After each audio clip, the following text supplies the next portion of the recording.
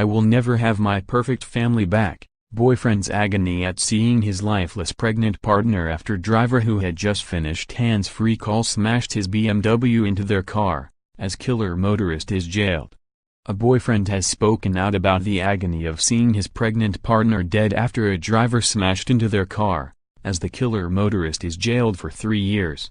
Charity worker Rebecca Evans, 27, was 8 months pregnant when Craig Scott, 51, plowed into her family car, killing the expectant mother in November of 2016.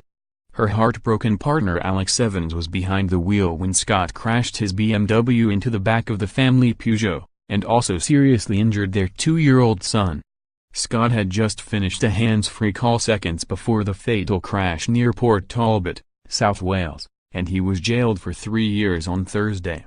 Speaking out about the tragic loss of his girlfriend and unborn daughter, Mr. Evans said, "I will never have my perfect family back, marry my love or be a father to my daughter."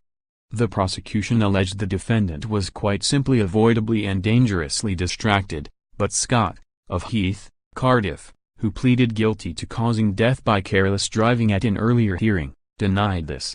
On Thursday, after deliberating for 2 hours and 10 minutes, a jury of 7 men and 5 women found him guilty of causing Ms. Evans' death and her son serious injuries by dangerous driving.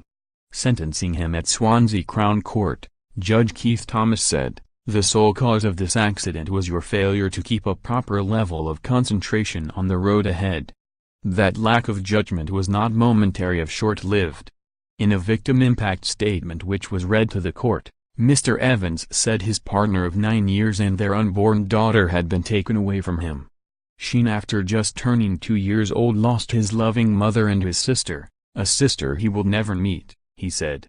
Mr. Evans said he had a perfect family life and Ms. Evans, who he planned to ask to marry him, was 8 days away from going on maternity leave from her job at Shelter Cymru, where they both worked.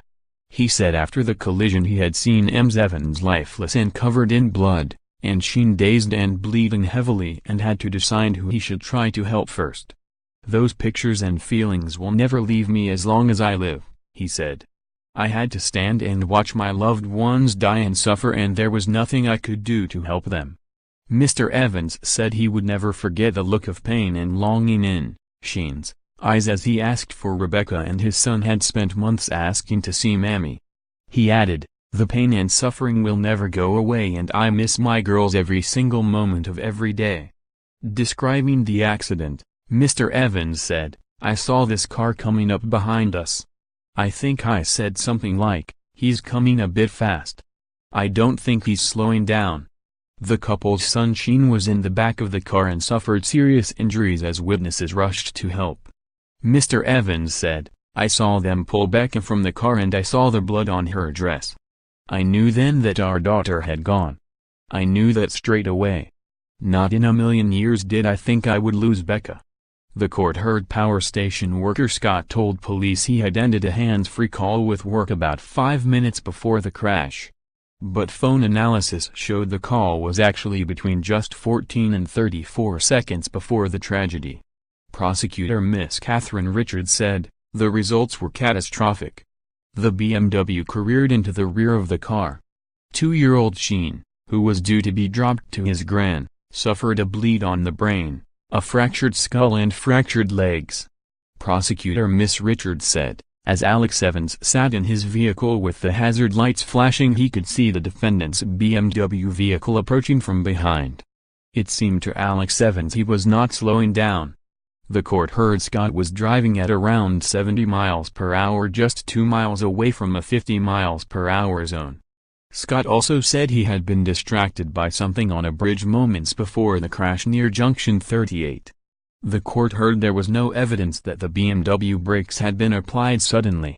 Miss Richards added, "He was quite simply avoidably and dangerously distracted." Ms. Evans' mother Meryl Evans read her victim impact statement to the court, sobbing as she did so. In it she said, "Becca was my rock, my friend, the person I would turn to for advice. Things don't make sense anymore. I want her back. Becca and Kari didn't pass away, they were killed." Craig Harris, for Scott, said his client was sorry and extremely remorseful for his actions. Scott was also banned from driving for 5 years.